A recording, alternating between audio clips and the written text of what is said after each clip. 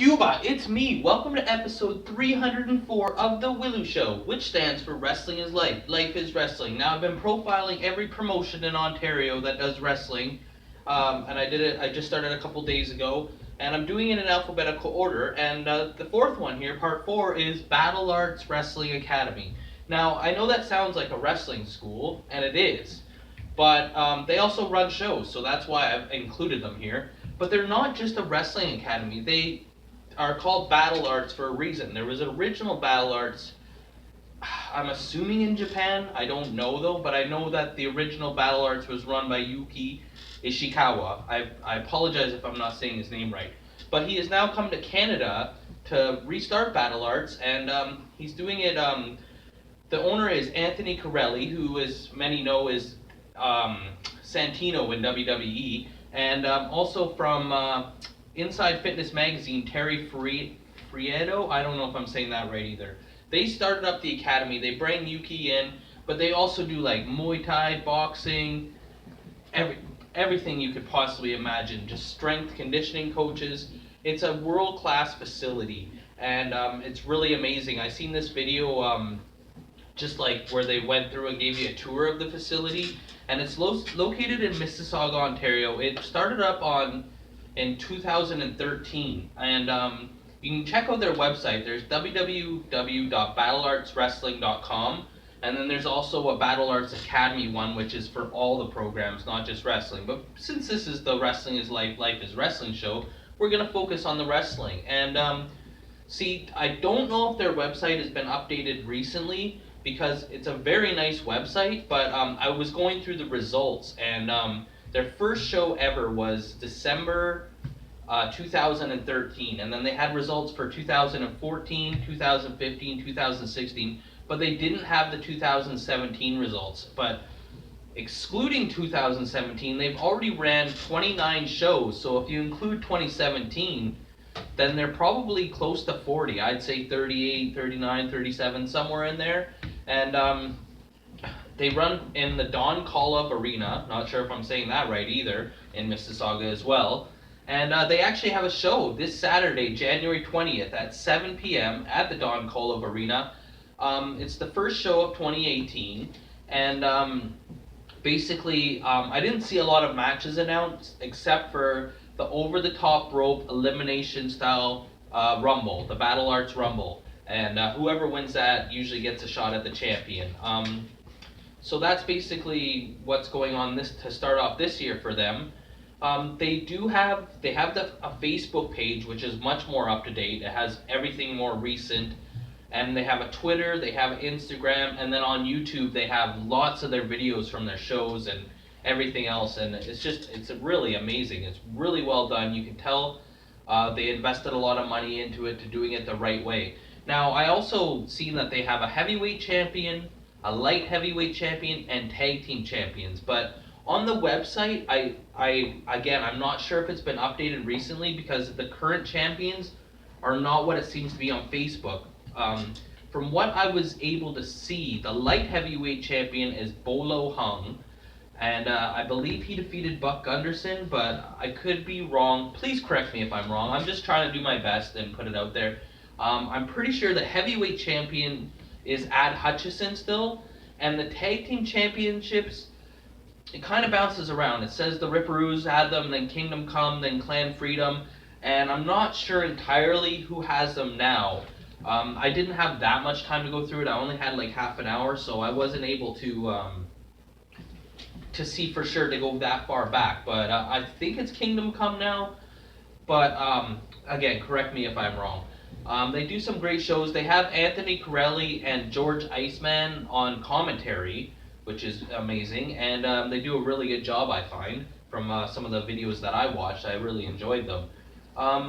What else do we got here? They've well, just look at the whole thing that Santino, he's a former WWE star. He's still in good graces with WWE, so that is just one. Not only are they training you properly and training you the right way, and getting you set to go out in the professional wrestling world, but because they also do in-house shows, it gives you a lot of experience before you even get out on the road. And then just think of the contacts and the credibility that Santino has.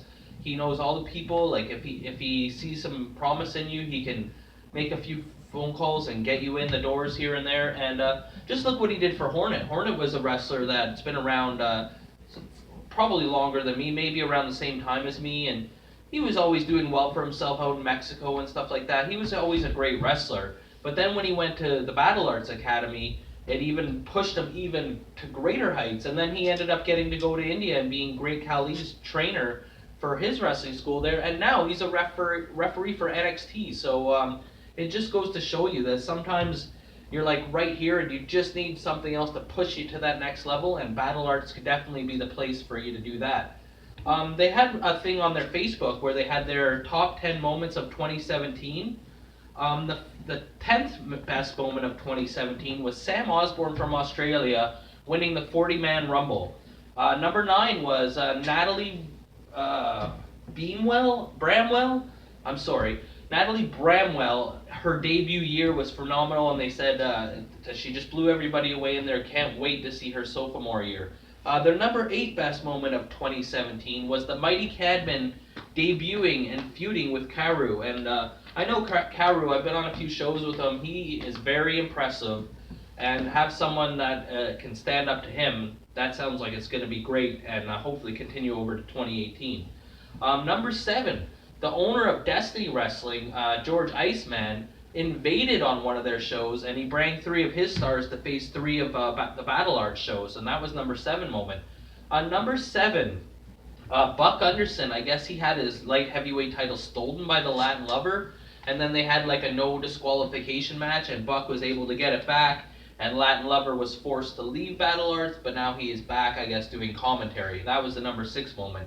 The number 5 moment was Clan Freedom. I feel like I'm really good friends with Freedom Wallace. I get along with him great, and his tag team partner Bradford Montague. I guess they did some kind of switcheroo thing. They had a cousin that looked like one of them, and they were able to win the titles like that, and that was the number 5 moment of 2017. The number 4 moment was James Runyon and the referee W.I.L.L.I.W, I didn't get the first name, I apologize. They screwed over Mike Durosty for the title. I'm not sure if I'm saying his name right either. And that was the number 4 moment. I guess one of the referees ended up aligning himself, and they all turned their back on the Battle Arts audience. It's hard to sum it up and remember all this stuff. Number 3 was Ad Hutchison finally won the title. I guess he had a lot of shots at it, and he kept getting screwed over, and he finally was able to capture the title. The heavyweight championship, obviously, is what I'm talking about. The number 2 moment was Mick Foley. I guess he made a surprise appearance at one of the Battle Arts shows, and everybody was really enjoying that, and that was the night Kingdom Come won the tag team titles, and I guess it was just a great moment for everybody. But it didn't beat the number 1 moment. The number 1 moment was Yuki Ishikawa returning to action in a tag team match with Bolo Hung, and the 2 of them were victorious in his return match, and they said that Yuki doesn't step into the ring very often, so it was a real treat for anyone who got to witness that. And speaking of the head trainer Yuki Ishikawa, they are filming a documentary on him. I believe it's almost done, and it's from what I've heard, Freedom was telling me about it. It's really well done, and it's something that everyone's going to want to check out who's a fan of wrestling. I really look forward to seeing it. I didn't see a release date, but hopefully someone will let me know on that. So that's really what I have to say about Battle Arts. I have not, unfortunately, been out there to check the facility. My good friend Harry D, he actually told me that I'm more than welcome to go and see him there, and he would give me a tour of the facility, and that's something I really would like to do. But what does the viewers know about Battle Arts? I know it's a wrestling school. I know they do shows. I know there's some amazing people involved, and I know that they're bringing in the next future wrestlers into the world, and when they do bring them in, they bring them in the right way. But let's hear from you guys. What do you know about Battle Arts Wrestling? Have you been to any of their shows? Have you ever gone to any of their wrestling practices and tried out, or been to the facility at all? Let me know what you think. And because always, like or you get a leg drop, comment or you get a clothesline, subscribe or you get a suplex. I'm your host, Elian Habanero. I love wrestling. Cuba!